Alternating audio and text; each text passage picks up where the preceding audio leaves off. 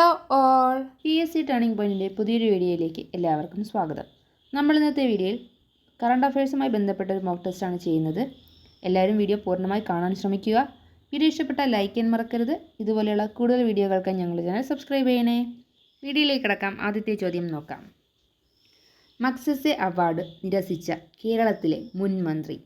ഉത്തരം option B ആണ് KK Shailaja. Magsaysay award നിരസിച്ച കേരളത്തിലെ മുൻ മന്ത്രിയാണ് KK ശൈലജ. അപ്പോൾ KK ശൈലജയാണ് മഗ്സസെ അവാർഡ് നിരസിച്ച കേരളത്തിലെ മുൻ മന്ത്രി. അടുത്ത ചോദ്യം നോക്കാം. സെപ്റ്റംബർ 9 ഹിന്ദി ദിനമായി ആചരിക്കുന്ന സംസ്ഥാനം. ഉത്തരം ഓപ്ഷൻ എ ആണ് ഉത്തരാഖണ്ഡ്. ഉത്തരാഖണ്ഡാണ് സെപ്റ്റംബർ 9 ഹിന്ദി ദിനമായി ആചരിക്കുന്നത്.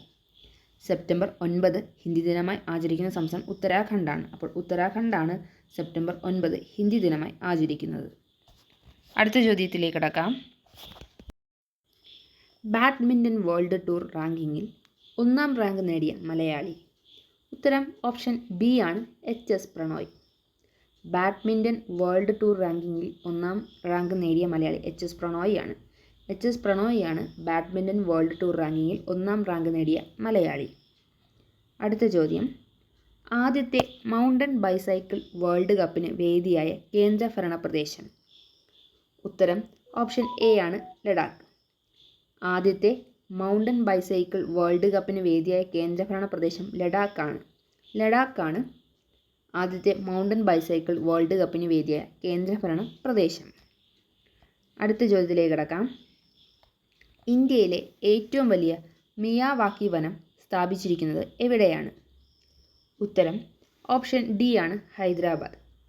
ഹൈദരാബാദിലാണ് ഇന്ത്യയിലെ ഏറ്റവും വലിയ മിയാവാക്കി വനം സ്ഥാപിച്ചിരിക്കുന്നത്. ഇന്ത്യയിലെ ഏറ്റവും വലിയ മിയാവാക്കി വനം സ്ഥാപിച്ചിരിക്കുന്നത് ഹൈദരാബാദിലാണ്. അടുത്ത ചോദ്യം നോക്കാം. ഭരണഘടനയുടെ എത്രാമത്തെ ഭേദഗതിയാണ് വനിതാ സംവരണ നിയമം? ഉത്തരം ഓപ്ഷൻ ബി ആണ് 106. ഭരണഘടനയുടെ 106ാമത്തെ ഭേദഗതിയാണ് വനിതാ സംവരണ നിയമം. അപ്പോൾ വനിതാ സംവരണ നിയമം ഭരണഘടനയുടെ 106ാമത്തെ ഭേദഗതിയാണ്. അടുത്ത ചോദ്യം നോക്കാം. ഗൂഗിളിൻ്റെ ലാർജ് ലാംഗ്വേജ് മോഡൽ ചാറ്റ്ബോട്ട് ഏതാണ്? ഉത്തരം ഓപ്ഷൻ ബി ആണ് ജെമിനി. ജെമിനിയാണ് ഗൂഗിളിൻ്റെ ലാർജ് ലാംഗ്വേജ് മോഡൽ ചാറ്റ്ബോട്ട്. അപ്പോൾ ഗൂഗിളിൻ്റെ ലാർജ് ലാംഗ്വേജ് മോഡൽ ചാറ്റ്ബോട്ട് ജെമിനിയാണ്. അടുത്ത ചോദ്യത്തിലേക്ക് കടക്കാം. മൂൺ സ്നൈപ്പർ ഏതു രാജ്യത്തിൻ്റെ ചാന്ദ്രദൗത്യമാണ്? ഉത്തരം ഓപ്ഷൻ ഡി ആണ് ജപ്പാൻ.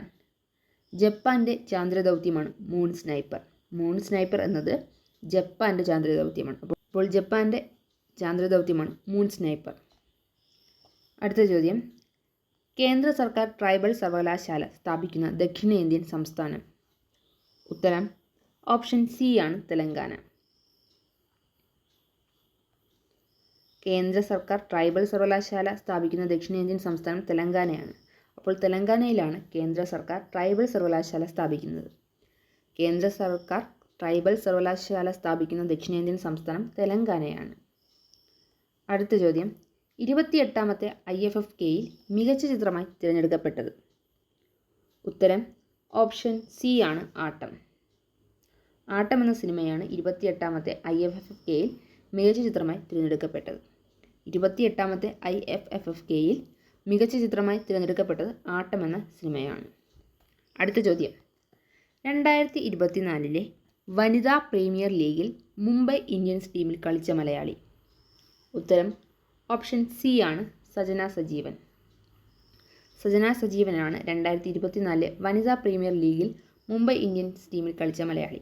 അപ്പോൾ 2024 വനിതാ പ്രീമിയർ ലീഗിൽ മുംബൈ ഇന്ത്യൻസ് ടീമിൽ കളിച്ച മലയാളി സജന സജീവനാണ്.